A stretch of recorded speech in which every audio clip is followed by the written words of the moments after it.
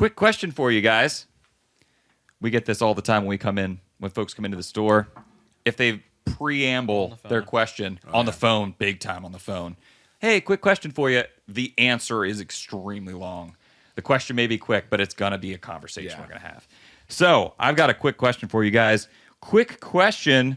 I'm moving to an apartment, but still want to be able to play my drums and practice. What do you recommend? Oh, yes, I've got this one. Can I have the floor Yeah, here? please. Have the floor. All right. We're going to leave. Remo Silent Strokes. All right. The mesh heads. I think the bass drum, you have to actually buy a bass drum head, like a specific bass drum head for it. And the Zildjian, I don't know, the low volume cymbals. L80 low volume cymbals. Dude, okay, so I live in a townhome, and I've got a neighbor right next to me. Sorry, it's a twin, not a townhome.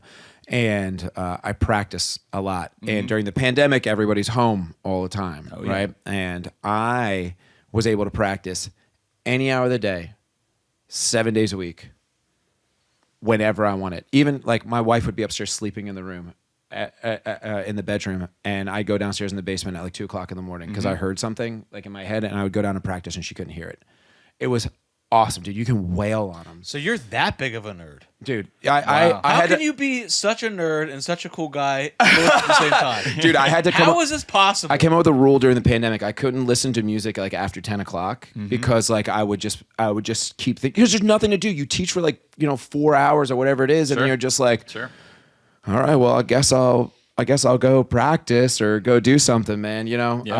Yeah, and I don't know, you just hear it and you have fun. But here's the thing I'll say about the low volumes, the cymbals, is that they eat your sticks. If you play with the beat of your cymbal, you're not gonna have a tip left. So get yourself a great pair of Vic Firth 5A nylon sticks.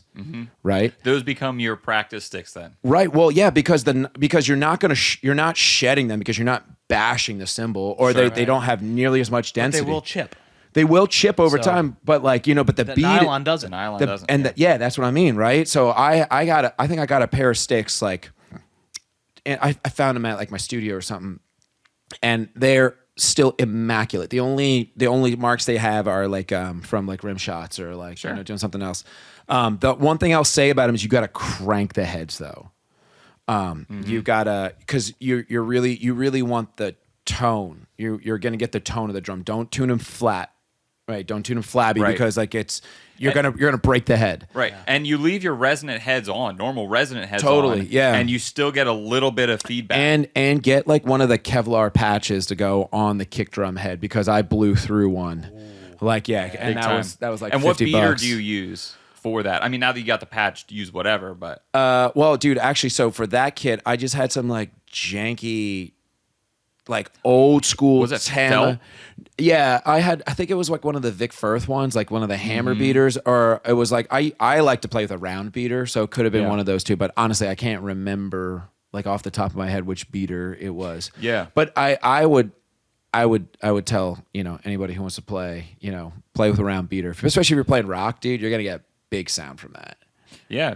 Big, nice punch. The interesting thing, I was wondering about the felt thing because for years, I mean, we were trained by Roland, who had the mesh heads on all their electronic kits, especially when we got those kick towers in that had the mesh fronts, that like newer tower style. I say newer, we're talking newer 2012 probably mesh style, heads, and they're like, do not use felt beaters because it can eat away at that mesh, whatever. That makes sense. It not only are you like punching that part, but it's having a chemical reaction with the way it works. Yeah, wild. That's I was wild, like, wait, dude. how does this work? That's above my pay grade. Yeah, we didn't know. We don't know.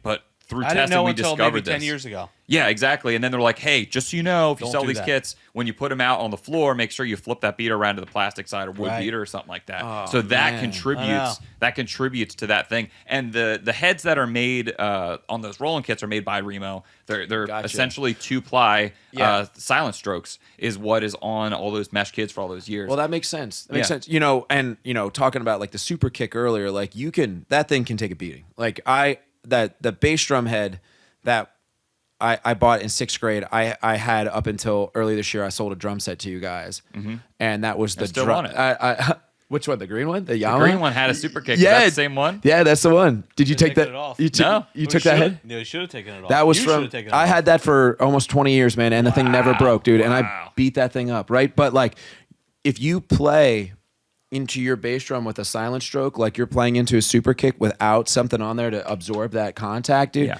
that head's gonna break. Yep, you know? need it. You need, especially if you're cranking it up there too. Totally. Now, since we're talking silent strokes, do you feel the trampoline kind of effect as far as your rebound being skewered, Yeah. especially if you're cranking it? Because I know that's a big complaint as far as like the feel is concerned. The sound's great, but the feel is concerned when you start cranking those up. I think I was fortunate enough that I have a studio in Lancaster that I can practice at, that I Yeah. can get on some real drums. There's definitely something to be said about like how fast the stick comes off the Sure. drum head when it's cranked up.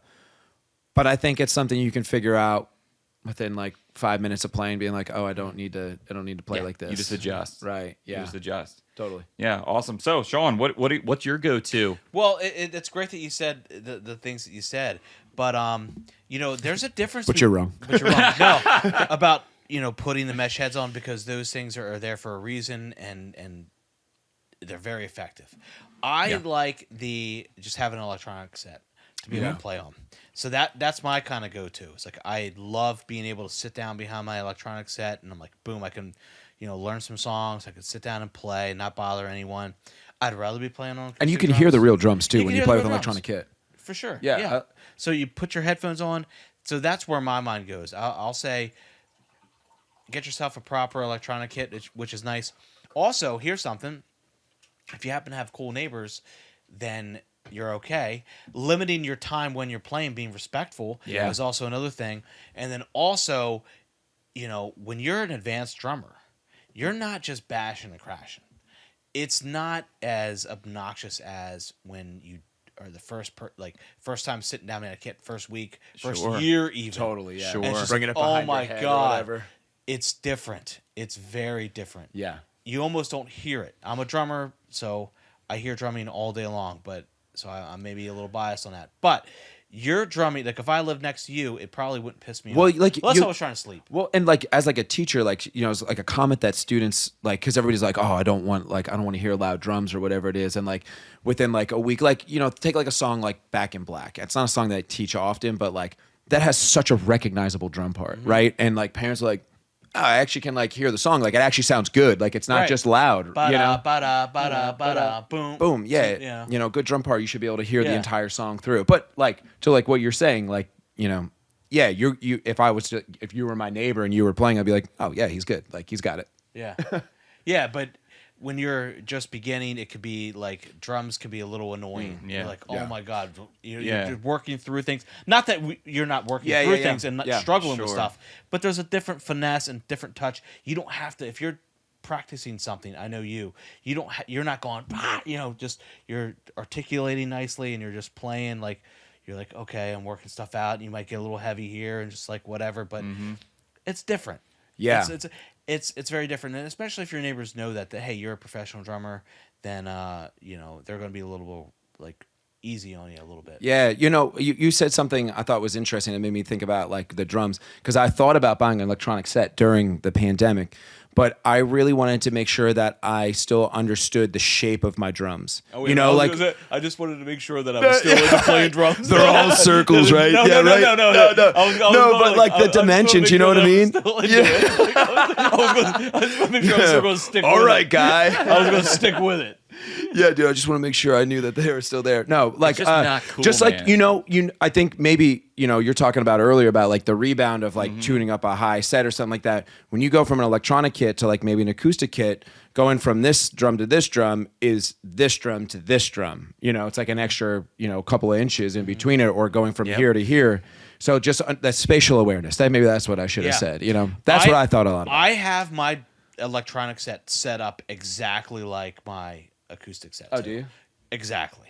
I mean, probably not to the inch, but I'm pretty the darn same. close. I'm the same as you. Like my ride's low. Like I've Yeah. got my tom split. It's Obviously, exactly it's like like it. smaller zones to hit. Yeah, you know yeah, what I yeah. mean? Because all right, the amount of drummers out here that have like a TD50 or something with like drums with shells that are like actually spaced out. No, that's not a reality that most Totally. people have. But at least like like relative heights, get it set up like your normal kit. You know what I mean? Like I've got acoustic and electronic in my room right now, and that's kind of nice to have, but I set them up the same way. Like you sit down at one, it's the same height, the same levels, that sort of thing. But one thing I'll chime in on here, as far as you're talking about feel and everything, is the biggest complaint that we get about electronic drums is the cymbals. No one's figured that out. And before someone says that the Gen 60 Zildjian cymbals with the pickups figured it out, they didn't. I'm sorry, they didn't. But the feel, the feel application is there. Like the low volume cymbals feel great. That's where those came from. That's what okay, so you know, there's so much like great technology coming out now that just like outside of like electronic drum. Well, I won't say like electronics, but just like say like the whole electronic drum setup. So like Yamaha makes like the EAD10, right? A lot of people are using that now to like make Instagram videos because you know it has a great mix in it, and you can get triggers that you can plug into it. I think you can plug up to like 4 or something like that into.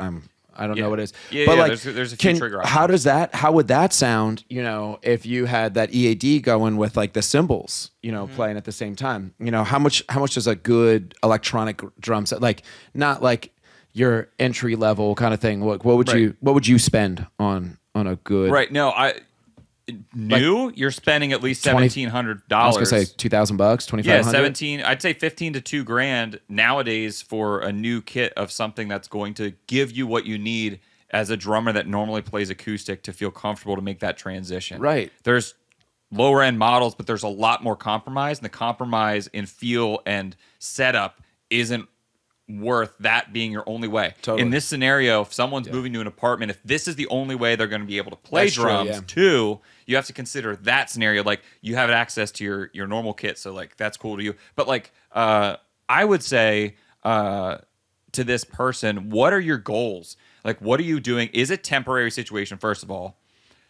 But the second question I ask is, are you planning on getting rid of your acoustic drums?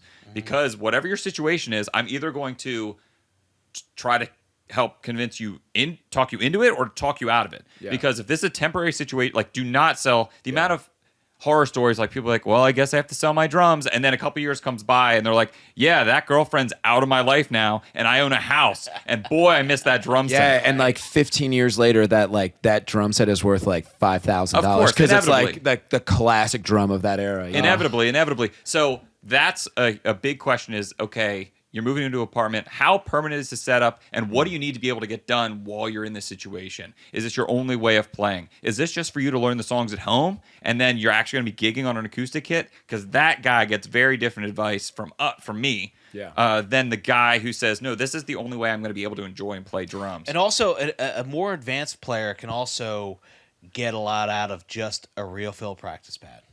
You know, you can do a lot on that. You're like, okay, I've had band practice on a real for practice pad, you know. Every time you bring this up, it just hurts me. Yeah, I've had band practice, but they're like, we need one more freaking rehearsal. I'm like, all right, grab like the Gibraltar bass drum. No, pad, I didn't need it because I'm just going to tap on the floor and just play along, just rhythm, you know. So whatever it is, but you can get, you can play anything you need to on a practice pad. Yeah, and if your rhythm's tight and you understand like how you're accenting a backbeat, like which you totally know how to do, then it's everybody knows what you're doing. So Yep. Name of the game, once again, is self-awareness of what is going to motivate you to actually progress in the way that you want to progress. Well, hopefully you got a lot out of that. I don't know. That was really easy question that took. That's what I'm saying. This is what 25 minutes to answer. These are the questions we get on the phone. I have an opinion. Listen, we get on the phone. These are the questions. That's why we're here. This is long form. Get an electronic drum set. No. Yeah. Mesh heads. So practice. No, I'm going to play the keyboard with my fingers. Yeah, there you go. Exactly. Why not that? Exactly. Why not that? Yeah. Exactly. But you got to know yourself, know your situation, what's going to keep you drumming. That's what we're concerned about. But if you have any questions, go to your local drum shop. Call your local drum shop. Call us. We'll talk to you about it. We'll talk you through the options. Call me. Call Sean. Call Sean. He'll help you out because there's different scenarios that work for everyone. And 5 minutes is my limit, though, and I got to get back to 5 work. minutes, or you got to buy something. I have a lot. You got to buy do, something. Okay, you understand? Sorry, I'm out. But really, that's all it would take to assess the situation. All right, sounds good. Quick question is done. Folks, if you have any questions for us or you have ideas for the show, different prompts, you want something in the Hall of Fame, you got to crank it up, turn it down, check out our Discord channel. We'll have it linked below. You can check that out and we can chat with you. You can share your setup where you're chatting from if you'd like. And that's how we get our ideas. Either that or I have to come up with them 5 minutes before we go on air. Either way, let's jump into our last segment, really dive into Brian's story as we transition into Between the Plies.